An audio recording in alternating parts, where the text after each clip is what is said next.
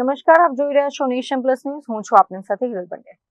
મુખ્યમંત્રી ભૂપેન્દ્ર પટેલે ખેડૂતોના વિશાળ હિતમાં એક ઘણો જ મહત્વપૂર્ણ નિર્ણય લીધો છે. આગામી 11મી જૂન ગુરુવારથી નર્મદા નહેરોમાંથી સિંચાઈ માટે પાણી છોડવાની જાહેરાત કરવામાં આવી છે. મુખ્યમંત્રી ભૂપેન્દ્ર પટેલે જનહિત અને ખેડૂતોની રજૂઆતને અગ્રેસર રાખીને નર્મદા યોજનાના વરિષ્ઠ અધિકારીઓ સાથે તાત્કાલિક એક સમીક્ષા બેઠક યોજી હતી. આ બેઠકમાં નર્મદા યોજનામાં ઉપલબ્ધ પાણીના જથ્થાની ઊંડાણપૂર્વક સમીક્ષા કરવામાં આવી હતી. ખેડૂતોના પાકને નુકસાન ન થાય અને સમયસર પાણી મળી રહે તે માટે મુખ્યમંત્રી આગામી 11મી જૂન 2026 ગુરુવારથી જ નહેરોમાં પાણી છોડવાના સ્પષ્ટ દિશા નિર્દેશો આપ્યા છે.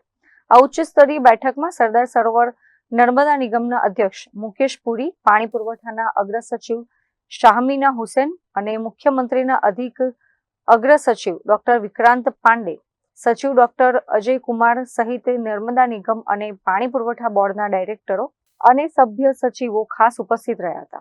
સરકારના આગોતરા આયોજન અને ત્વરિત નિર્ણયથી નર્મદા કમાન્ડ વિસ્તારના હજારો ખેડૂતોમાં ખુશીની લહેર વ્યાપી ગઈ છે. Bureau report, nation plus news, Gandhinagar.